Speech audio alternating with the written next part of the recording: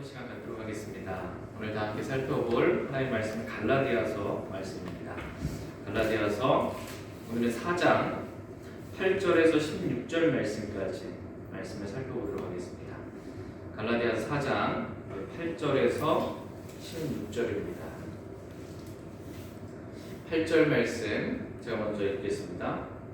그럼에도 불구하고 너희가 하나님을 알지 못하던 때에는 본래 신들이 아닌 것들을 숨겼느니라. 그러나 이제 너희가 하나님을 안 뒤에 혹은 하나님께 알려진 뒤에 어찌 다시 약하고 천한 초등 원리로 돌아가 다시 그것에 속박당하려 하느냐. 너희가 날과 달과 때와 해를 지키니 내가 너희를 위하여 헛되이 수고하였을까 너희로 인해 염려하노라. 형제들아 내가 너희에게 간청하노니 내가 너희와 같이 되었은즉 나와 같이 되라. 너희가 내게 조금도 해를 끼치지 아니하였느니라. 너희가 알거니와 내가 처음에 육체의 연약함을 통해 너희에게 복음을 선포하였노라. 내 육체 안에 나를 시험하는 것이 있었으되 너희가 그것을 업신여기지 아니하고 거부하지도 아니하였으며 오히려 나를 하나님의 천사같이 곧 그리스도 예수님같이 받아들였도다. 그런데 너희가 말하던 그 복된 일이 어디 있느냐? 내가 너희에게 증언하노니 너희가 할 수만 있었으면 너희 눈이라도 빼어 내게 주었으리라. 그런즉 내가 너희에게 진리를 말함으로 너희의 원수가 되었느냐. 잠시 말씀을 제가 기도하겠습니다. 예, 오늘 말씀의 제목은 진리를 말할 때입니다. 진리를 말할 때라는 제목으로 하나님의 말씀 전하는 시간 갖도록 하겠습니다. 사람들은 우리가 진리를 말하는 것을 별로 좋아하지 않습니다. 진리를 말하면 갑자기 분위기가 싸해집니다. 복음이신 주 예수 그리스도, 진리이신 주 예수 그리스도를 말하면 싸해지고 또 핍박하고 이런 것들을 보게 됩니다. 또 우리 자신도 우리 자신에게 진리를 말하는 것을 우리 자신도 또 싫어합니다. 다른 사람한테는 날카로운데 자기 자신에게는 진리를 이렇게 되는 걸 싫어하는데 오늘 이 시간 우리가 우리 자신에게 진리의 말씀을 적용하고 그 말씀으로 회개하고 또 돌이키고 변화받는 시간 되길 원합니다. 먼저 갈라디아서 4장 7절 8절 말씀 보겠습니다. 7절 8절입니다. 7절 제가 읽겠습니다. 그러므로 내가 더 이상 종이 아니요 아들이니 아들이면 그리스도를 통한 하나님의 상속자니라. 그럼에도 불구하고 너희가 하나님을 알지 못하던 때에는 본래 신들이 아닌 것들을 섬겼느니라. 예, 구원받은 그리스도인들은 더 이상 종이 아니요 하나님의 아들입니다. 저와 여러분들은 종이 아니고 이제 하나님의 아들이다. 신분이 바뀌었다. 이렇게 말씀하십니다. 또한 아들은 그리스도를 통한 하나님의 상속자다라고 말씀하고 계십니다.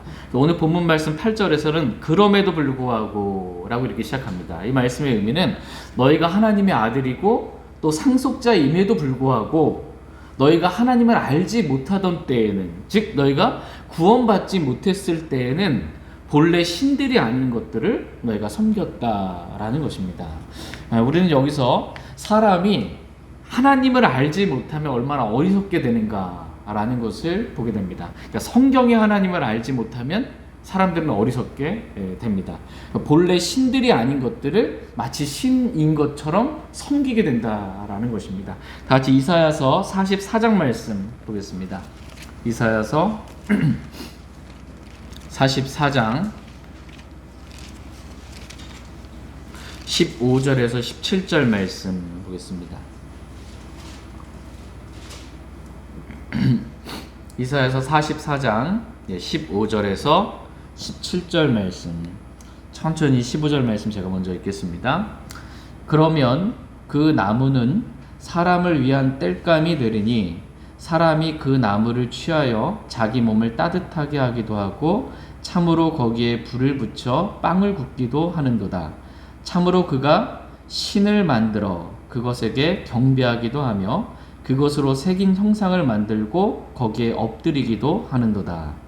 또 그가 그것의 일부를 불에 피우며 그것의 일부로 고기를 삶아 먹고 고기를 굽기도 하여 자기 배를 불리며 참으로 그가 자기 몸을 따뜻하게 하고 이르기를 아하 따뜻하다 내가 불을 보았구나 하면서 그것의 나머지로 신, 곧 자기의 새긴 형상을 만드느니라. 그가 거기에 엎드려 경배하며 그것에게 기도하여 이르기를 당신은 내 신이니 나를 건지소서 하는도다. 예.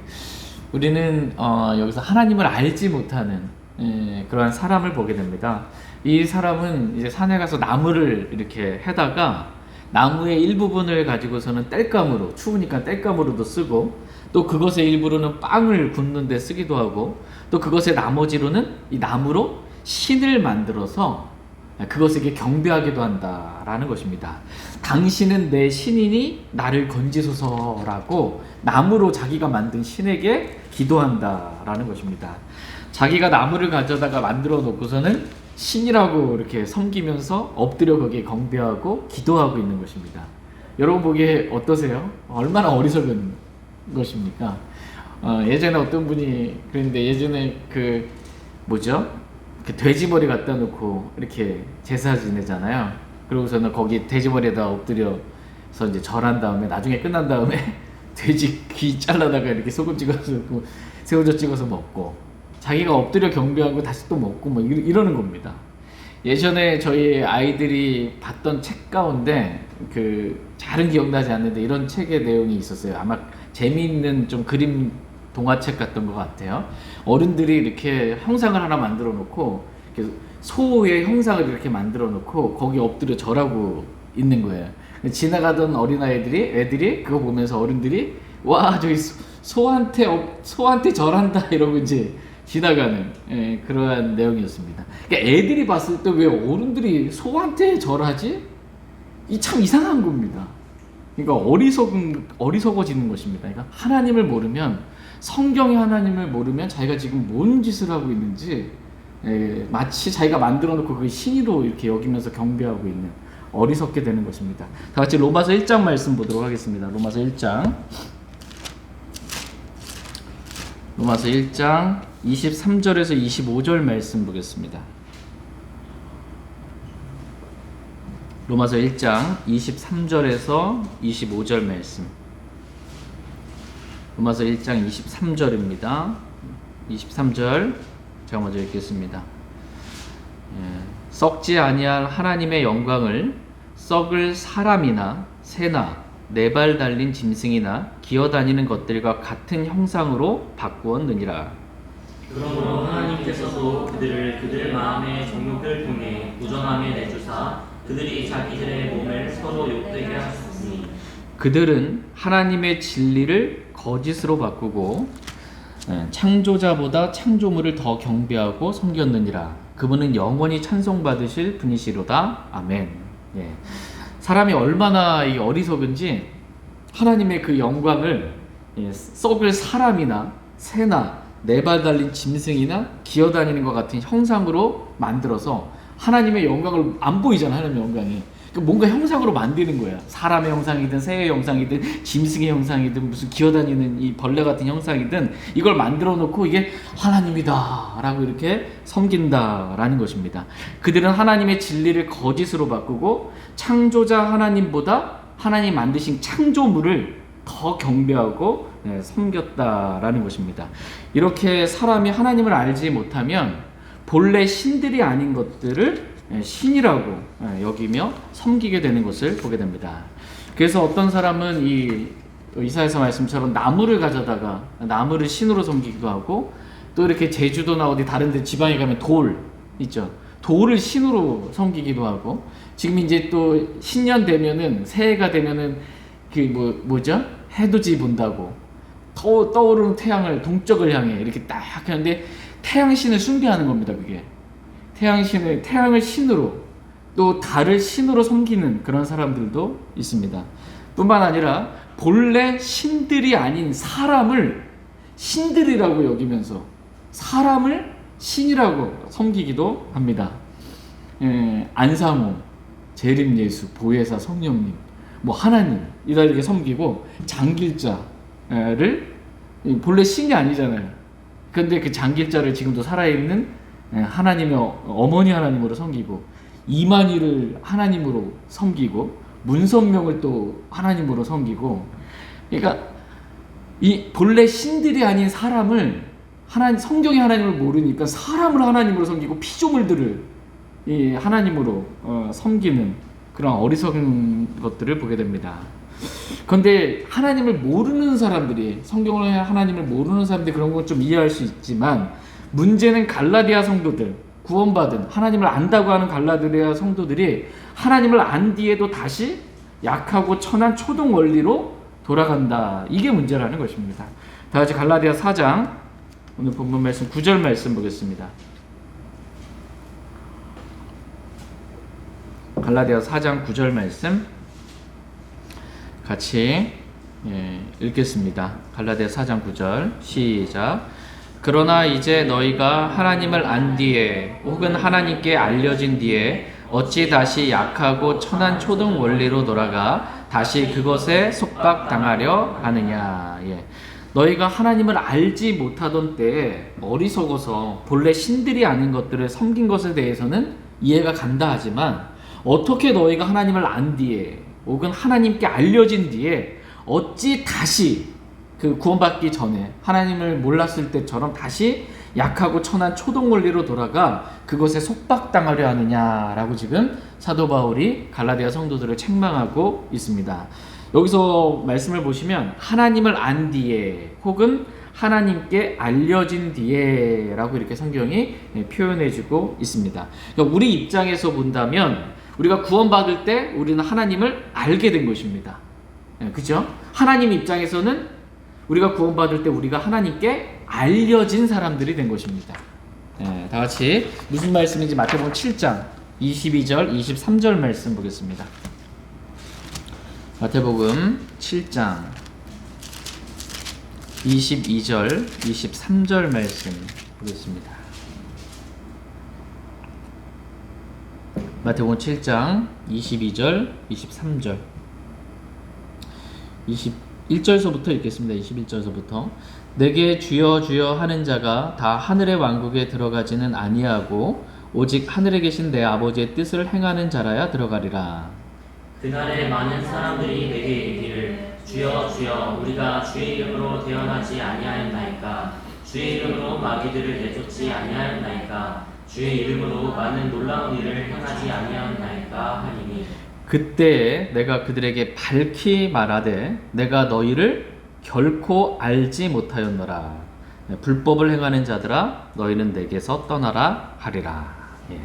우리는 여기서 하나님께서 내가 너를 결코 알지 못하였노라 라고 이렇게 말씀하시는 것을 보게 됩니다. 어떤 사람에 대해서 지금 하나님이 내가 너를 결코 알지 못했다 이렇게 말씀하십니다. 이들은 자기 입장에서는 하나님을 안다라고 생각했는데 하나님은 이들을 결코 알지 못한다 이렇게 못했다 이렇게 말씀하고 계세요. 이들은 주여 주여라고 부르고 주님의 이름으로 대언하기도 하고 마귀들을 내쫓기도 하고 주의 이름으로 많은 놀라운 일들을 행한 것입니다. 지금 이런 일들을 행해봐요. 막 주여 주여라고 부르면서 막 마귀들을 내쫓고요. 많은 놀라운 일들을 행해봐요. 그럼 다들 뭐라고 그러겠어요? 야, 하나님께서 저 사람을 되게 놀랍게 역사하신다 이렇게 생각할 것입니다. 그런데 정작 주님은 뭐라고 말씀하고 계세요? 그들을 향해서 내가 결코 너희를 알지 못하였노라. 전에도 몰랐고 지금도 모른다 이렇게 말씀하시는 겁니다. 왜 주님은 이들을 알지 못하였다 이렇게 말씀하셨을까요?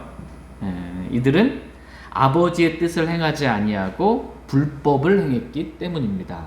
마태복음 7장 23절 말씀 다시 한번 읽겠습니다. 시작. 그때 내가 그들에게 밝히 말하되 내가 너희를 결코 알지 못하였노라. 불법을 행하는 자들아 너희는 내게서 떠나라 하리라.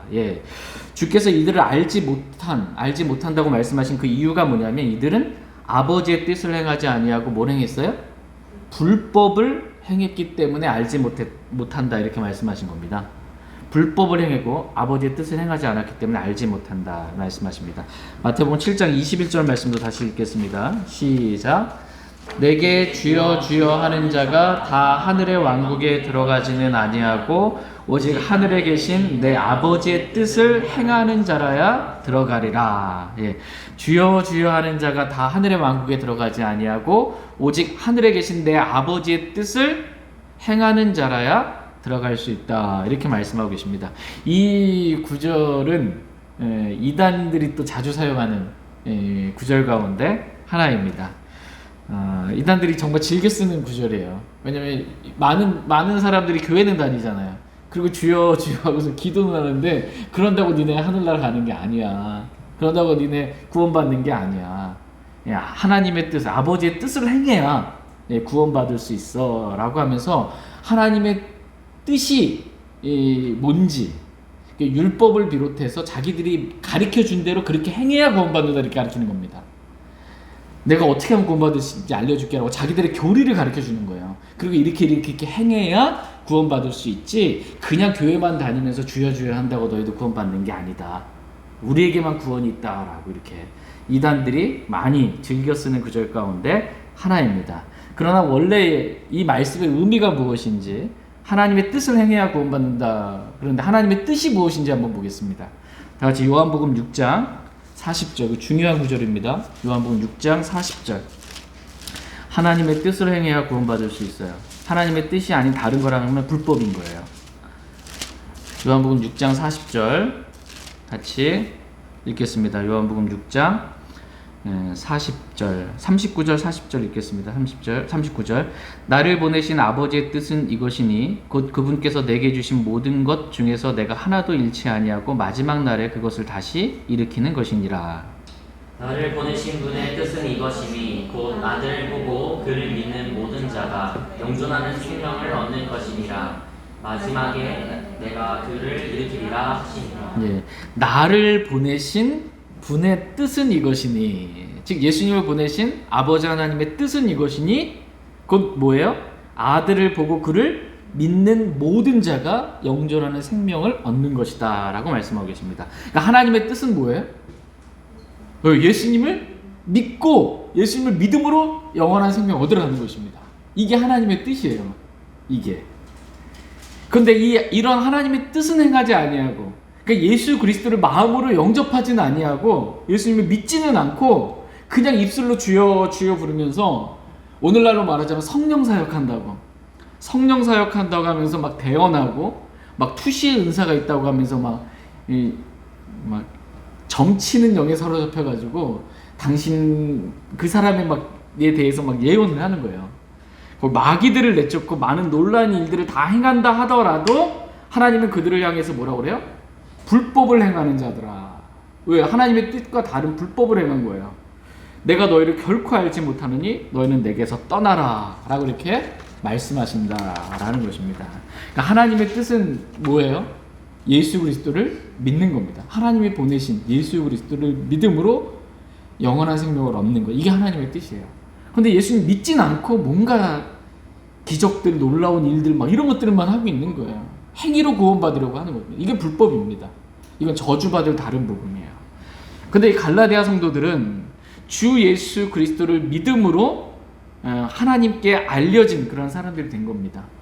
그래서 하나님께서 갈라디아 성도들을 안다고 말하는 거예요.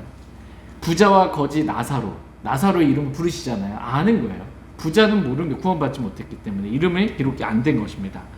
그런데 너희가 어찌 다시 약하고 천한 초등 원리로 돌아가 다시 그것에 속박을 당하려 하느냐라는 것입니다.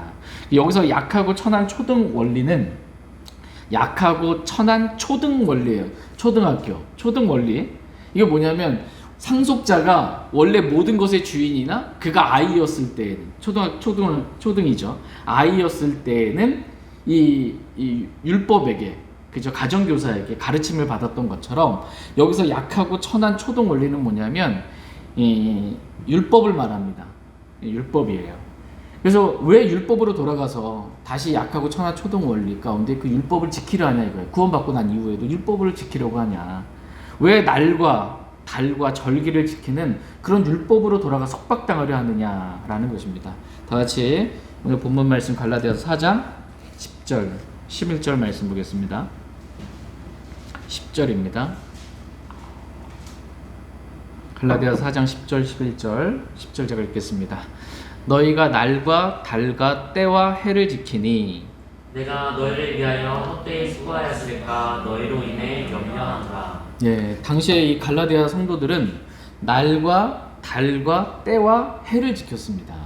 그러니까는 일주일에 한 번 날을 정해서 안식일을 지키고, 달과 한 달에 한 번 뭔가 정해서 월삭을 지키고, 그리고 때마다 분기별이든 뭐 때마다 뭔가를 지키고, 그 다음에 해마다 1년에 한 번씩 뭔가를 또 지키는 그러한 절기들을 지켰던 것입니다. 구원받은 그리스도인이 된 이후에도 절기들을 계속 유대인들이 절기들을 지키잖아요. 안식일을 지키고 월삭을 지키고 이렇게 하는 것처럼 이런 것들을 지킨 거예요. 다시 율법으로 천한 초동 원리로 이렇게 돌아가게 된 것입니다. 그러나 그리스도인들이 그렇게 절기를 지키는 것에 대해서 사도 바울은 야, 너희들 절기 잘 지키고 있다 라고 이렇게 칭찬한 것이 아니라 너희들 안식일도 지키고 있네, 달마다 뭐 때마다 뭐 분기별로 뭐 1년에 한 번씩 뭐 잘 지키고 있네 라고 칭찬한 것이 아니라 지금 뭐라고 그래요? 내가 너희를 위하여 헛되이 수고하였을까 염려가 된다 라고 지금 절기들을 지키고 있는 갈라디아 성도들을 향해서 책망하고 있는 것입니다. 그런 약하고 천한 초동 원리로 돌아가서 날과 달과 때와 해를 지키는 뭔가 절기를 만들어 놓고, 오늘날로 말하자면 지금 교회 절기 있죠. 교회력이 있어가지고서는 이제 12월 달이잖아요. 조금 있으면 다 크리스마스 교회에서 지켜요.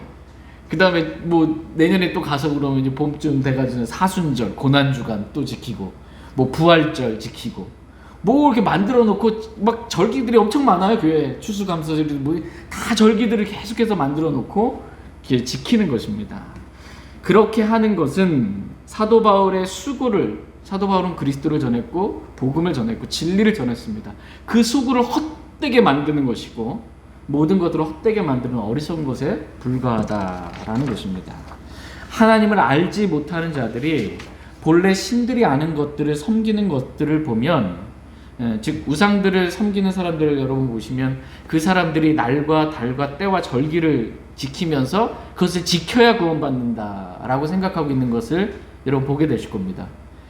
심지어 이 안사홍직이네 하나님의 교회에서는 3일 예배라고 수요 예배 빠지면 구원 잃어버린대요. 구원 못 받는데요. 그냥 뭘 자꾸 지켜야 되는 거예요. 카톨릭에서는 미사 성만찬 빠지면 구원 못 받는 거예요. 뭘 자꾸 지켜야 된다라는 거예요. 안 그러면 고해성사 해야 되고 뭐 해서 자꾸 뭔가를 이 종교의 굴레 이것을 자꾸 여기서 지금 뺑뺑 돌리면서도 구원에 확신 못 갖게 만드는 거예요. 율법에 속박받는 그러한 삶으로 돌아가지 말라라고 지금 사도 바울은 갈라디아 성도들에 간청하고 있는 거예요. 내가 간청한다. 갈라디아 4장 12절 말씀 보겠습니다. 12절 같이 읽겠습니다. 시작. 형제들아 내가 너희에게 간청하노니 내가 너희와 같이 되었은즉 나와 같이 되라. 너희가 내게 조금도 해를 끼치지 아니하였느니라. 예. 지금 사도 바울은 갈라디아 성도들에게 간청하고 있어요. 내가 너희에게 간청하노니 내가 너희와 같이 되었은즉 나와 같이 되라. 이렇게 지금 간청하고 있는 것입니다. 그러니까 사도 바울은 유대인이잖아요. 유대인이었으니까 구원받기 전에는 유대의 모든 절기들을 다 지키며 살았을 거 아니에요. 율법을 지키면서. 그런데 구원받은 이후에는 내가 너희와 같이 되었다. 이 너희는 갈라디아 사람들 같이 된 거예요. 율법 없는 이방인 같이 되었다라는 거예요. 그래서 내가 구원받기 전에는 율법의 속박 가운데 율법을 지키며 살았지만 내가 구원받은 이후에는 너희같이 율법 없는 이방인들과 같이 너희같이 그렇게 나 율법을 안 지키게 되었다라는 것입니다.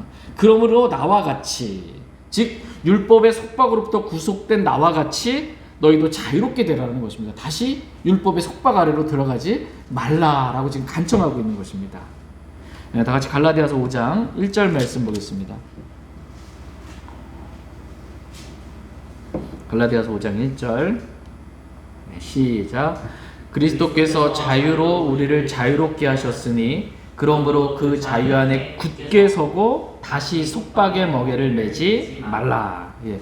그리스도께서 우리를 율법으로부터 자유롭게 하셨으니 그러므로 그 자유 안에 굳게 서고 다시 속박의 멍에, 즉 율법 아래 다시 들어가지 말라고, 다시 율법을 지키려고 그렇게 하지 말라라는 것입니다.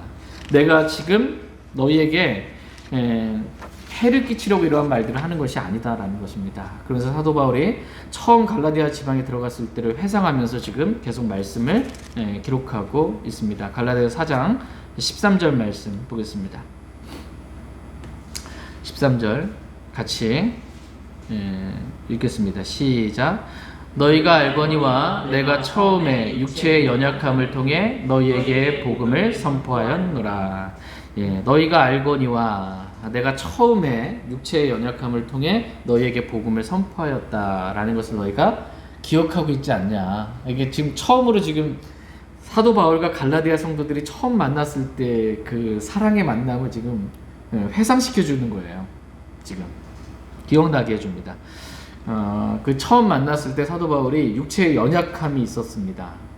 근데 내가 처음에 육체의 연약함을 통해 너희에게 복음을 선포하였다. 육체의 연약함이 있었지만 그래도 사도 바울은 복음을 선포한 것을 보게 됩니다. 그러니까 사람들은 보통 육체의 연약함이 있으면 난 복음도 못 전하고 뭐 말씀에 순종도 못하고 교회도 못 가고 뭐 기도도 못하고 말씀도 못 읽고 나 육체의 연약하면 아무것도 못한다. 주님을 위해서 아무것도 못한다. 이렇게 생각을 합니다. 그러나 사도 바울은 갈라디아 지방에 들어갔을 때 육체의 연약함이 있었지만 그럼에도 불구하고 그 육체의 연약함을 통해 너에게 복음을 선포했다. 이렇게 성경은 말씀하고 있습니다. 비록 육체는 연약했지만 사도 바울의 영은 어떻게 했어요? 강건해서 복음을 전한 겁니다. 다 같이 고린도 후서 4장 16절 말씀 보겠습니다. 고린도 후서 4장 16절.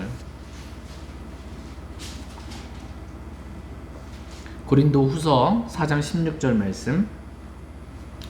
고린도 후서 4장 16절 같이 읽겠습니다. 시작. 이런 까닭에 우리가 낙심하지 아니하노니 우리의 겉사람은 썩어 없어져도 속사람은 날마다 새로워지는도다. 아멘. 우리의 겉사람은 썩어 없어져도 조금씩 썩어가는 거예요. 조금씩 부패해가는 거예요. 몸이 조금씩 노쇠해가는 것입니다. 근데 속사람은 날마다 어떻게 된대요? 새로워져서 영적으로 지금 강건하다라는 것입니다. 그래서 사도 바울은 이 갈라디아 지방에 들어갔을 때 이렇게 육체의 연약함이 있었지만 그 연약함에 굴하지 아니하고 육신적인 그리스도인의 특징이 뭐냐면 여러분이 영적인 그리스도인이 있고 육신적인 그리스도인이 있잖아요. 그러니까 육신적인 그리스도인은 뭐냐면 우리 겉이 몸이 있잖아요. 육신이 있잖아요. 이 겉사람입니다. 그리고 그 겉사람 안에 내가 있어요. 그리고 내 안에 속사람이 있어요. 영 안에 속사람이 있는 거예요. 그러니까는 내 육신, 나라는 혼이 육신적인 그리스도인들은 이 육체, 몸에 붙어서 몸이 원하는 대로 하자는 거예요. 피곤하다, 지치다, 힘들다, 뭐 이제 그냥 자자, 뭐 이렇게 아무것도 하지 말자 이렇게 가는 거. 뭐 육신을 따라 사는 게 육신적인 그리스도인이에요. 그런데 몸은 피곤하고 지치고 힘들고 아프지만 이 혼이 안에 있는 속사람, 영을 따라서 성령을 따라서 이렇게 살아가는 겁니다. 이게 영적인 사람이에요. 사도 바울은 육신적인 그리스도인이 아니라 영적인 그리스도인으로 이 몸은 썩어져서 이렇게 간다 할지라도 이 속사람은 늘 강건해서 주님을 만남으로 강건한 가운데 갈라디아 지방에서도 몸은 힘들었지만 약했지만 연약했지만 복음을 전했던 것을 보게 됩니다.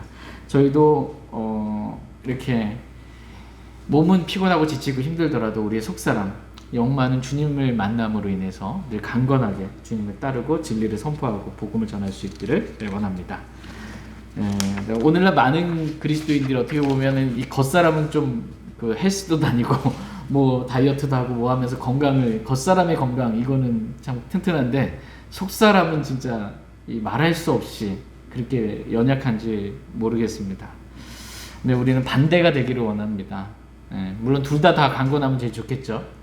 속사람이 우리가 강건해서 진리를 전하고 복음을 전할 수 있길 원합니다. 다시 갈라디아 4장 말씀으로 돌아와서 갈라디아 4장 14절 15절 말씀 보겠습니다. 갈라디아 4장 14절 15절. 내 육체 안에 나를 시험하는 것이 있었으되 너희가 그것을 업신여기지 아니하고 거부하지도 아니하였으며 오히려 나를 하나님의 천사같이 곧 그리스도 예수님같이 받아들였도다. 그런데 너희가 말하던 그 복된 일이 어디 있느냐? 내가 너희에게 증언하노니 너희가 할 수만 있었으면 너희 눈이라도 빼어 내게 주었으리라. 네. 처음에 사도 바울이 육체의 연약함 가운데 갈라디아 지방에 들어가서 복음을 선포했을 때 갈라디아 성도들이 육체의 연약함을 가지고 있었던 그 사도 바울을 몸이 아프다고 육체의 연약함이 있다고 업신여기거나 사도 바울을 거부하지 아니하고 도리어 사도 바울을 받아들였는데 어떻게 받아들였냐면 하나님의 천사같이 구약시대 때 이 하나님의 천사 딱 오면 막 너무나 환대함을 받아들인 거 아니에요? 그 유대인들이 성도들이 이렇게 하나님의 천사같이 곧 그리스도 예수님같이 사도 바울을 그렇게 갈라디아 성도들이 받아들였다라고 말씀하고 있습니다. 이 구절도 또 이단들이 또 잘 사용하는 구절 가운데 또 하나입니다. 여기서 보면 하나님의 천사같이 곧 그리스도 예수님같이 라고 이렇게 기록되어 있으니까 그리스도 예수님이 천사다. 예수님이 천사다. 예수님 본래 하나님이 아니고 하나님께서 창조하신 천사다. 이렇게 말을 하고 또 그렇게 가르치는 것입니다. 천사장이다. 뭐 이렇게. 피조된 신에 불과하고 천사장에 불과하게 이렇게 백업 구절로 쓰는 것인데 그러나 성경은 예수님에 대해서 예수 그리스도에 대해서 참 하나님이시다. 하나님이 육신이 되어 나타나신 분이시다. 그럼 하나님과 동등한 분이시다. 이렇게 말씀하고 계세요. 예수님은 하나님이시고 삼위일체 하나님이시고 경배받기에 합당하신 분이시고 모든 것을 말씀으로 창조하신 창조주 하나님이세요. 그분 없이는 아무것도 창조되지 않았어요. 그러니까 예수님은 하나님이세요. 예수 그리스도 하나님이신데 하나님이니까 영원전부터 영원까지 계시는 거 아니에요. 영원전부터 시작도 없고 끝도 없이 영원전부터 영원까지 계시는데 영원, 이 창조 전, 창세 이전의 그 영원의 하나님으로 계셨습니다. 예수님이 예수 그리스도께서 그리고 말씀으로 모든 것을 창조하셨습니다. 이 세상의 시작이에요. 그리고 구약시대 때 그럼 예수님은 뭐 하셨냐는 거예요. 마리아에게 신약시대 때 마리아의 배에서 성령으로 잉태되기 전에 예수님 뭐 하셨냐 이거예요. 영원 전에는 뭐 하셨고 세상을 창조하실 때 말씀으로 다 창조하셨고 지금도 말씀으로 모든 것을 예수님 붙들고 계시고 그래서 구약시대 때는 그럼 그리스도께서 뭐 하셨냐. 하나님의 아들. 때때로 하나님의 아들과 같이 이 다니엘의 세 친구들이 이 불못이 아니라 풀무불 여기 있을 때 하나님의 아들 같은 이가 함께 하셨던 것처럼 나타나셨고 하나님의 천사 주의 천사로 나타나셨다는 거예요. 구약 시대 때 주의 천사로 소돔과 고모라로 이렇게 갈 때 주의 천사로 이게 예수 그리스도께서 하나님이시고 영원전부터 계신 영원성과 선제성이라고 그래요. 예수 그리스도께서 사람으로 나타나시기 전까지 하나님이 사람 되시기 전까지의 그 선제성 아브라함보다 먼저 있었느니라. 그때 이제 주의 천사로 구약시대 때 주님이 역사하셨던 그런 것들을 보여주는 백업 구절이지 이게 무슨 예수님이 천사였고 천사장이었다 이런 말씀이 아닙니다. 성경을 이렇게 삐뚤어지게 보면 걸려 넘어질 수 있고 오해하기가 쉽게 됩니다. 어쨌든 갈라디아 성도들은 사도 바울이 처음에 갈라디아에 들어가서 복음을 전할 때 이 사도 바울을 육체의 연약함이 있음에도 불구하고 무시하거나 거부하지 아니하고 하나님의 천사같이 그리스도 예수님과 같이 사도 바울을 그렇게 사랑으로 받아들였다라는 것입니다. 그것을 지금 회상시켜 주는 거예요. 사도 바울의 갈라디아서를 갈라디아 성도들에게 쓰면서 우리가 처음 만났을 때 너희들이 그렇게 사랑으로 나를 받아줬을 때 그때 그 사랑의 관계를 우리 기억하자라는 것입니다. 근데 너희가 말하던 그 복된 일, 즉 나를 위해 너희가 할 수만 있다면 눈이라도 빼어주겠다라는 그 사랑이 지금은 어디에 있냐라는 것입니다. 네. 우리는 여기서 이 13절에 기록된 사도 바울의 육체의 연약함, 13절에 육체의 연약함이 나오잖아요. 육체의 연약함이 있는데 이 육체의 연약함이 눈이라도 빼어주겠다. 15절 끝부분에 보면 중반에 너희가 할 수만 있었으면 너희 눈이라도 빼어 내게 주었으리라 이렇게 말씀하고 있잖아요. 그러니까 사도 바울이 갈라디아 지방에 들어갔는데 육체의 연약함이 있었어요. 그런데 이것을 사도 바울은 하나님께 기도했어요. 나 이것을 사탄의 사자, 이것을 육체의 가시, 이것을 없애달라고. 하나님이 내 은혜가 되게 족하다. 내가 약할 때 강함이라라고 그 기도는 응답해 주지 않으셨습니다. 그죠? 그래서 사도 바울이 가지고 있었던 육체의 연약함이 뭐냐라고 했을 때 갈라디아 성도들이 사도 바울의 육체의 연약함을 보고 내 눈이라서 할 수만 있으면 내 눈이라도 빼주고 싶다. 이렇게 지금 사랑하는 사람한테는 뭐 간이 안 좋으면 간 이식이라도 해서 주고 콩팥이 안 좋으면 콩팥을 떼서라도 주고 싶은 거잖아요. 그래서 사도 바울이 갈라디아 성도들이 사랑하니까 하고 싶었던 것입니다. 육체의 사도 바울이 가지고 있었던 육체의 연약함이 그럼 과연 무엇일까라고 했을 때 눈의 연약함, 육체의 가시, 그러니까 안질, 눈과 관련된 그러한 병이었다라는 것을 성경적인 추론을 통해서 생각해 볼 수 있습니다. 왜냐하면 여러분 그 사도 바울이 그 다메섹 개혁성경 다메섹 다마스커스로 가는 그 길 도상에서 이게 대낮이었잖아요. 정오였잖아요. 12시 정오였을 때 햇빛이 얼마나 강렬하게 비쳤어요. 가장 강하게 비칠 그때 햇빛보다 더 강한 빛이 둘러싸인 거예요. 그때 사도 바울의 눈이 어떻게 됐어요? 멀었습니다.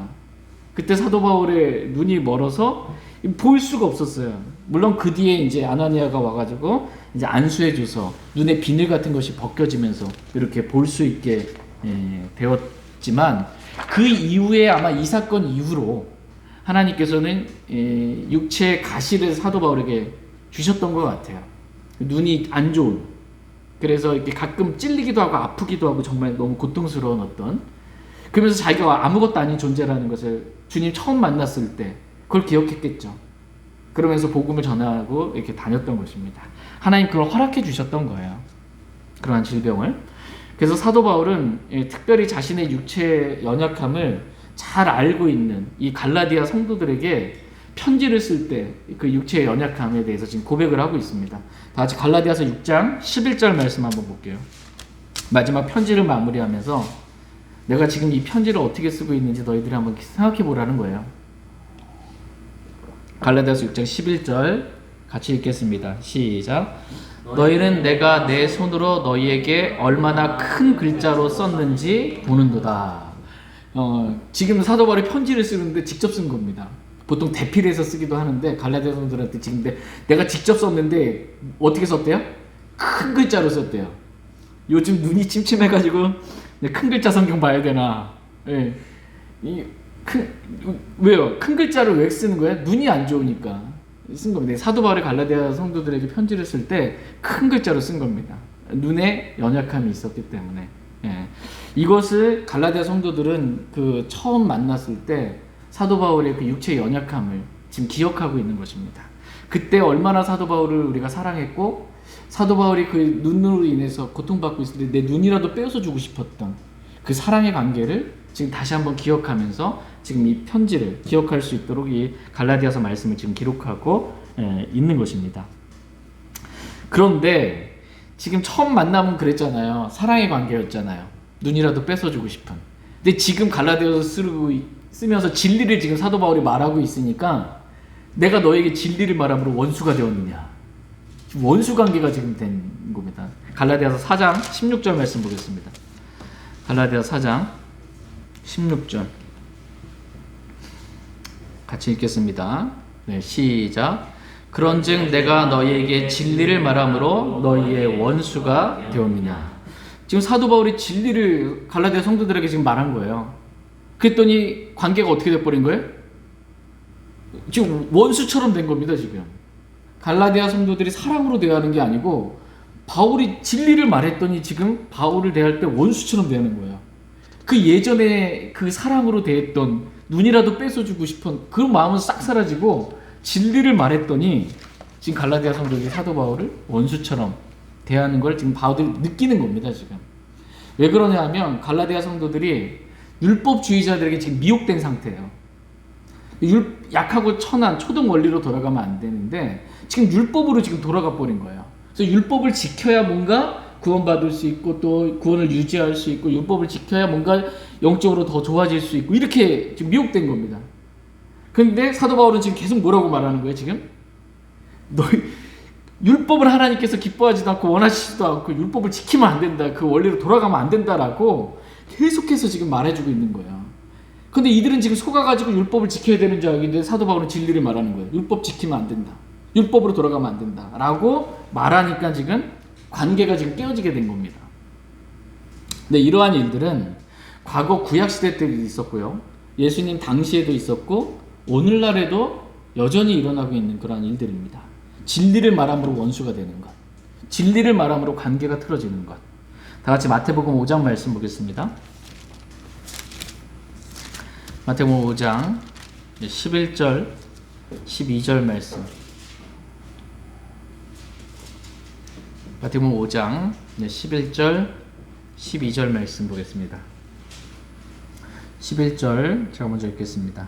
나로 인해 사람들이 너희를 욕하고 핍박하며 너희를 대적하여 거짓으로 온갖 종류의 악한 것들을 말할 때에 너희에게 복이 있나니 기뻐하고 크게 즐거워하라. 하늘에서 너희 보상이 크니라. 그들이 너희 전에 있던 대언자들을 이같이 핍박하였느니라. 네, 지금 구약시대 때 있었던 전에 있던 대언자들을 지금 너희들이 핍박했다라는 것을 지금 기록해주고 있습니다. 말하자면 구약시대 때 대언자들 역시 하나님의 말씀을 받아서 진리를 말했어요. 그랬더니 그 대언자들 어떻게 했어요? 진리를 말했더니 핍박을 한 것입니다. 그러나 주님께서는 우리가 주님으로 인해 또 진리를 말함으로 인해 욕을 당하고 핍박을 당할 때 도리어 기뻐하고 즐거워하라 이렇게 말씀하고 있습니다. 이유는 뭐냐면 너희 보상이 하늘에 크기 때문이다 라고 말씀하고 계십니다. 진리로 인해 하나님의 말씀으로 인해 예수 그리스도로 인해 우리가 핍박받을 때 우리에게 보상이 있다라고 말씀하십니다. 하나님께서 오늘 저희 모두가 주님으로 인해 또 진리의 말씀, 이 킹제임스 성경으로 인해 핍박당하는 것에 대해서 격려해 주시는 그러한 분이십니다. 주님 자신도요, 예수님께서 오셨을 때 하신 말씀이 다 하나님 말씀이잖아요. 다 진리의 말씀이잖아요.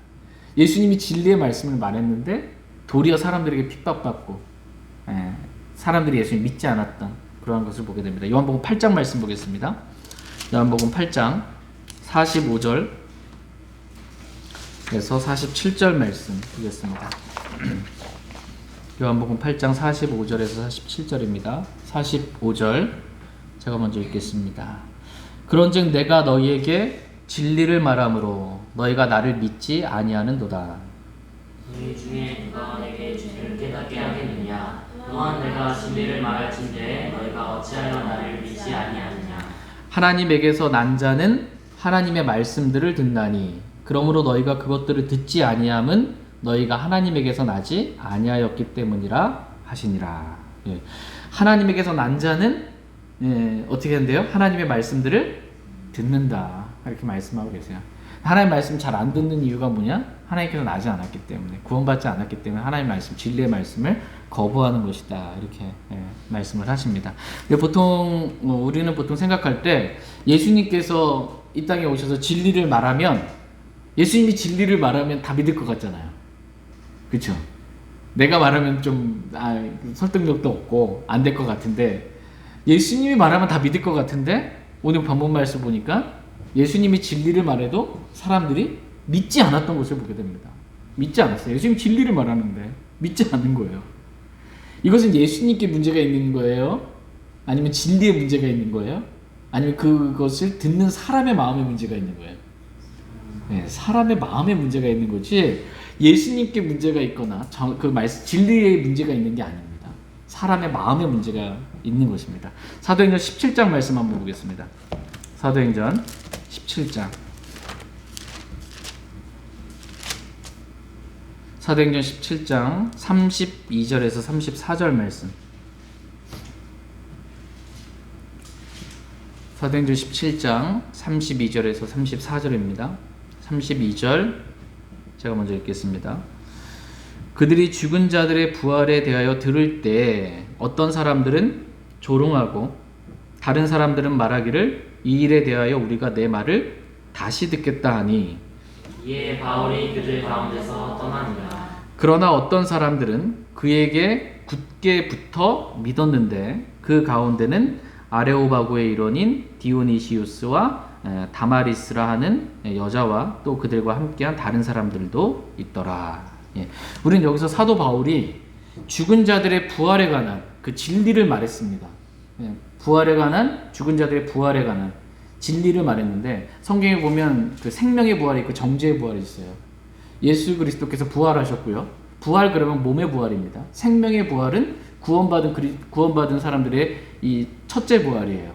그 다음에 정죄의 부활은 백보자 심판석에 지옥에 던져졌던 혼들이 몸을 입고 부활해서 신왕자 심판석에 서게 되는 정죄 부활이 있어요.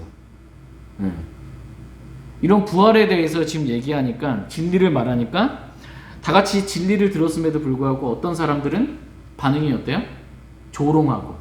진리를 말했는데 그 진리를 듣고 어떤 사람은 조롱하고, 또 어떤 사람들은 네, 예, 잘 들었습니다. 다시 듣겠습니다. 이렇게 말하는 거고, 다시 듣겠습니다. 이거고, 또 어떤 사람들은 사도 바울이 말한 그 진리의 말씀을 굳게 사도 바울에 붙어서 믿었더라, 이렇게 말씀하고 있습니다. 그러니까 지금 동일한 말씀을 사도 바울이 전하는 거예요. 진리의 말씀 동일하게 전했는데 각기 다른 반응을 보이는 겁니다. 진리의 말씀 전했는데 어떤 사람은 조롱하고, 어떤 사람은 다시 듣겠습니다 이렇게 하고 정중하게 거절하고, 세 번째는 믿은 거예요. 확실하게 믿은 것입니다. 동일한 말씀을 선포되었는데도 불구하고 듣는 사람의 마음밭에 따라서 지금 반응이 달라지는 것입니다. 여러분, 씨 뿌리는 자의 비유 아시죠? 씨 뿌리는 자의 비유. 여기서 씨는 말씀이죠. 말씀을 뿌렸어요. 근데 길가 밭이 있고, 뭐 돌밭이 있고, 가시나무 밭이 있고, 좋은 땅이 있었어요. 그거에 따라서 씨가 뿌려졌는데 뭐 즉시 다가오는 사탄에게 빼앗기기도 하고, 뭐 처음에는 기쁘게 받아들였다가 잠시 이제 고난과 환난 뭐 이런 것들이 오면은 떨어져 나가는 그러한 일들이 있고, 좋은 밭에 있어 뿌려진 씨는 많은 열매들을 30, 60배, 100배를 맺고. 근데 씨는 동일한 씨가 뿌려진 거 아니에요.